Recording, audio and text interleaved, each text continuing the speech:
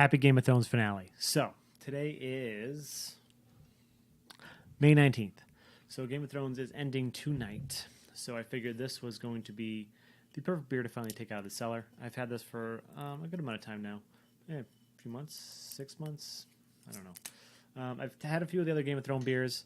This is brewed by Ommegang. So, they've been brewing pretty cool Game of Thrones beers. They've done some like sours, some dark ales. I think some sours. I don't know. I'm just making shit up at this point. No, I know they've done dark ales. I know they've done some Belgian ales. This is King in the North. This is their barrel-aged Imperial Stout. A beer for Jon Snow. A rich, bold Imperial Stout aged in bourbon barrels. Dark, aromatic, and full body. And its fitting companion for a long, dark night. Coming in at 11%. Ommegang, for people who don't know, they are out of upstate New York, and they make amazing Belgian-inspired beers. They were recently purchased, well, not recently, probably in the last few years. I was actually worried there's going to be a cork on this. Purchased by Duvel a few years ago, but they're still making great beers. You may know such beers as Three Philosophers, which is their amazing, is it a Belgian? Yeah, Belgian quad. I'm only going to pour a little bit of this because I will be sharing this with the wife tonight. So I wanted to do this before it airs. It is about 8:12, so we have about 48 minutes until the airing again. King in the North. Let's take a look. This beer is pitch black. It looks pitch black on camera. I got about a finger ahead. I haven't had an Ommegang beer in forever.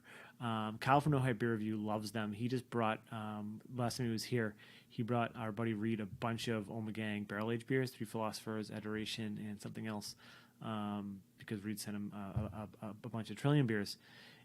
And I remember thinking, I was like, wow, Ommegang. I haven't even thought about picking anything up by them in forever. I used to drink Three Philosophers like it was water. That beer always knocked my socks off.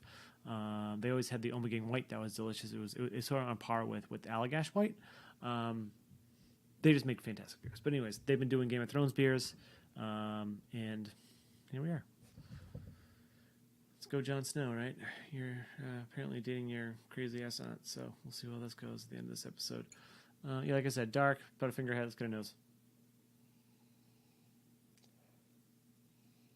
That just smells ashy. And I'm getting ashy, roasty bourbon. Maybe a tinge of oakiness. The ashiness could be a mixture of the oak and just ashiness of the stout. But it's a harsher booze. Wait, ooh. A little bit of a vanilla-y oakiness.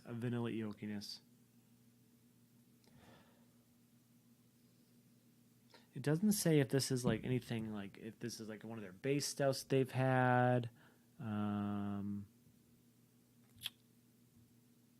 No. Final release in our Royal Reserve represents what a court brewer would offer a noble lord or lady. I don't know about that. And then it literally has a HBO officially licensed product. That's really funny. I don't know why. I don't know why that made me laugh. But yeah, they had different boxes and stuff like that. But Carrie thinks she's gonna drink this tonight, and I'm pretty sure she's gonna taste it and go, I don't know what this is. It's gonna taste terrible. Anyways, cheers.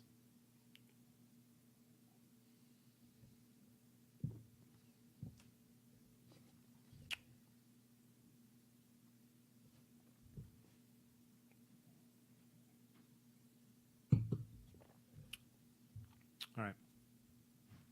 It's super roasty, super ashy. If I had to compare it to a beer, it would compare to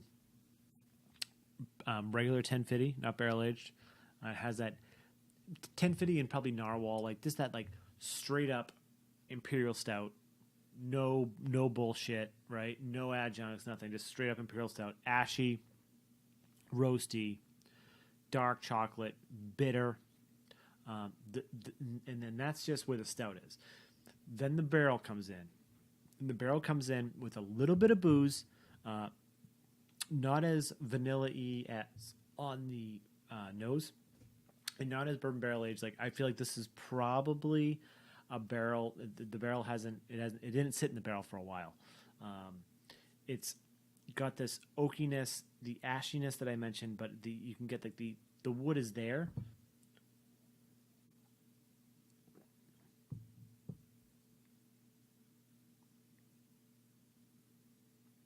A little bit of dark fruit, maybe some like dark cherry, like dark chocolate and cherries, but it's very subdued in the back.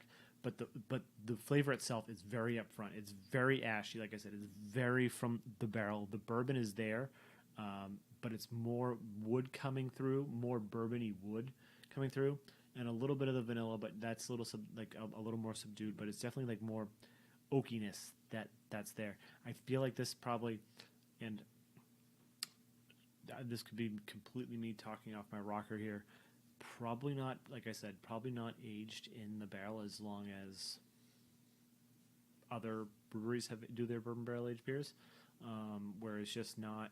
There's still a lot of the stout character, and it's just a little bit bourbon barrel aged, and that's just me, right? Like when I think bourbon barrel aged beer, I expect a fucking beast. I expect freaking triple dragons, right? You know what I mean? Game of Thrones references. But no, for what this is a delicious beer. And I could actually, that makes sense if it says this is brewed for a lord, right? Like they're not going to brew a beer for a lord and then sit it in bourbon barrels. They're going to be like, hey, Lord, here's the freaking beer now. We just brewed it. Let it sit for 3 months, 6 months, under a year, and you get what it is. It's a very drinkable 11% stout. It doesn't actually drink 11% at all. It's very easy drinking. Carbonation, pretty prickly.